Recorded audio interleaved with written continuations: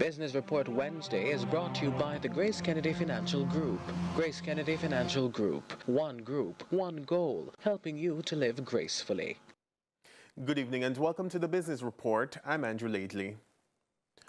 Entrepreneurs are encouraged to think about their corporate governance framework from as early as the business conceptualization stage.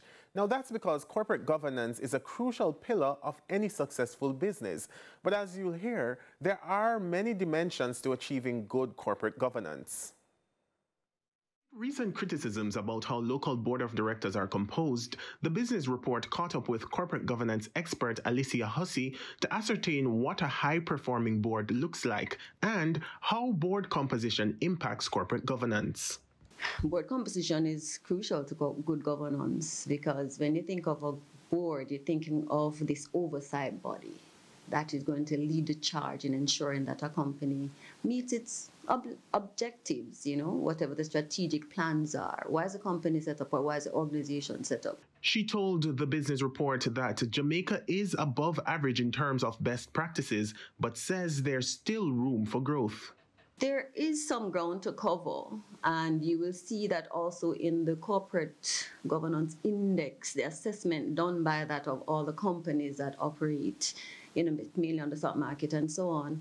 But we have come a long way because we see where the junior market companies, especially, there have been significant improvement there in governance practices because we do find that across the board companies are incorporating on a cultural level corporate governance best practices. So what's the ideal board composition? She admitted there's no rule limiting the amount of foreign nationals allowed to sit on any local board.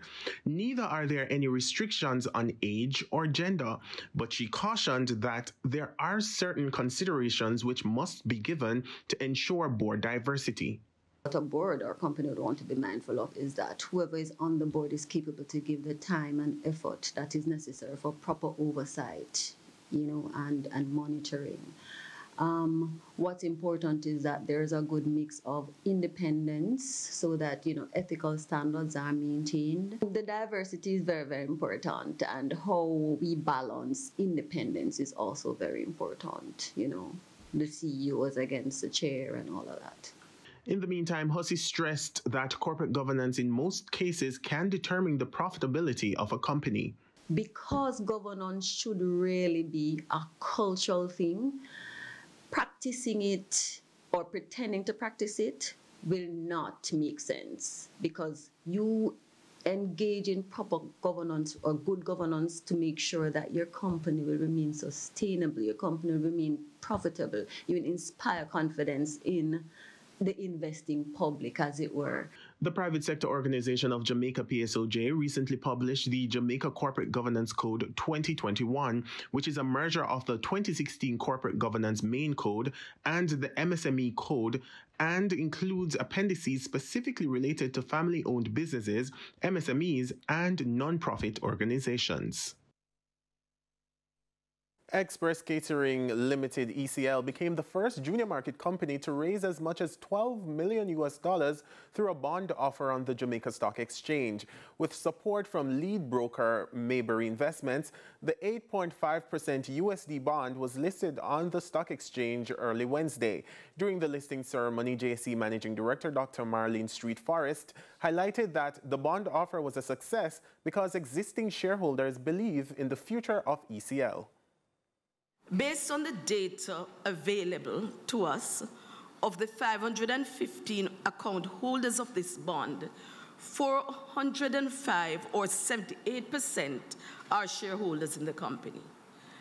That's significant. I really want you to recognize the significance of this.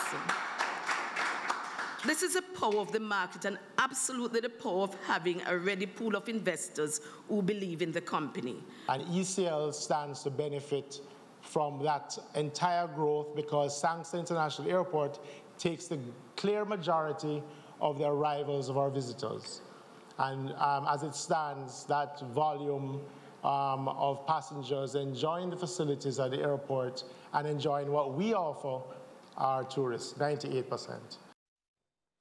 There'll be mixed prices at the pumps tomorrow. A liter of 87 gasoline will go up $2.59. 90 gasoline will increase $2.60. Meanwhile, automotive diesel will shave $2.14 per liter, and ultra-low sulfur diesel is down $1.87 a liter. Now, of course, retailers will add their respective markups to these prices. And that's your business report. Up next is your market summary, and do stay tuned for more CVM News at 7 with Carlin and Stephen after the break.